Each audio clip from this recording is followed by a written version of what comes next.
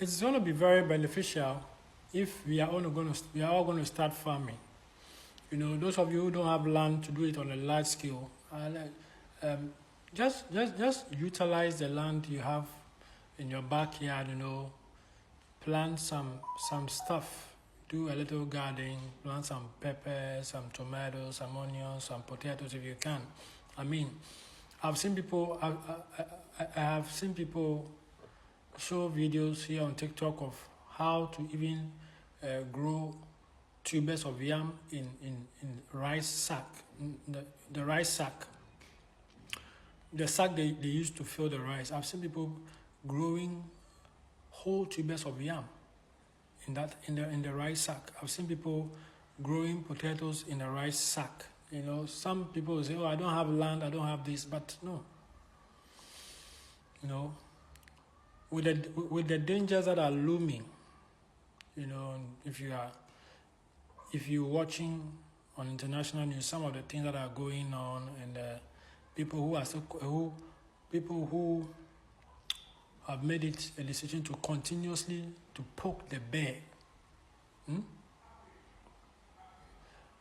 I spoke about a certain kind of missile they had, and when they launched that missile, when you hear the sound of that missile, you have roughly 10 seconds to 15 seconds to get out of that location, because when it hits, it emits a nuclear radiation which will kill anybody and anything in that vicinity.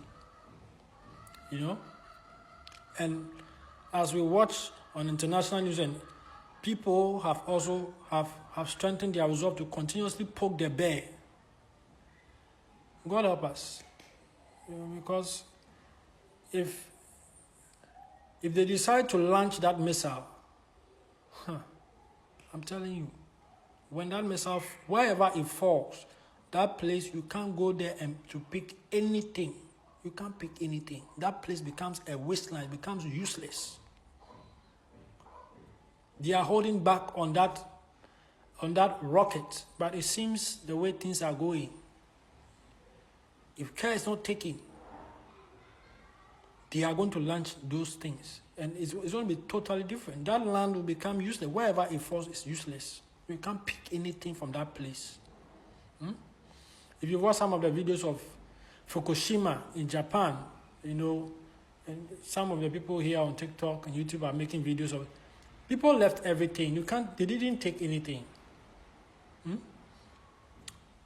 What happened in Japan, Fukushima, Japan, because of the tsunami, entire shopping malls and houses, everything has been left. Everything is left. If care is not taken, and the way they are continuously poking the bear, God give them patience. When they decide to launch that, when they decide to bring that rocket out, I'm telling you, and if you look at Ukraine happens to be one of the most fertile lands on this planet. Ukraine happens to be one of the most fertile lands on this planet. So if something has to provoke for them to come out with some of these missiles on Ukraine, very fertile land, it's another thing. I said, start farming. Start planting something in your backyard. A lot of times people complain, this is too expensive, that is too expensive. It's an opportunity to start planting. So everybody has to go back into backyard gardening. Very important, because when the world's reserve currency falls, nobody knows what is going to happen. And God has shared some visions and prophetic messages with people that people should stock up on certain items for at least 2 weeks, 1 month, or something. Yes, because when that happens, when the world's reserve currency falls to the ground, that vacuum will be created. That time before the world is able to come to an agreement or decide what we are going to use, which country currency we are going to use as a reserve currency of the world. That brief period, you know, people have to stack up on stuff. You have to buy this, you have to buy that, because people who have items will not feel comfortable to sell it because they think they might be losing. And people who also want to buy stuff will also hold on to their money because they think they will be paying more for something that should cost less. You know, when the world's reserve currency falls, this will be some of the immediate reactions. You know, people will not feel comfortable buying, people will not feel comfortable selling because nobody wants to be cheated. People will hold back. People who have some of the items will say they don't have because they want to make sure they are not losing money. And all of this is going to happen. It's a very good time to go back into backyard farming, gardening. It's a very good time. You know, some of a lot of the basic things you use every day, onion, tomatoes, pepper, lettuce, all of these things, people should start planting in their backyard. People can also look at hydroponics. You know, that style of planting that you use only water. You don't need sand. If you've been on TikTok, there are a lot of things circulating online. You know, some of them, all you have to do is try to see. You know, I've said it already. It's try and error. Okay, I tried this, it doesn't work. Let me try that. Okay, that one works. So how can I? And as you go, you can try to fine tune it. You know. Nobody knows what will happen when the world's reserve currency falls to the ground in that short time, you know. If you can't use money anymore and everybody is planting something, then communities can come together and have something like a barter trade, you know. You have tomatoes, you have onions, you have pepper.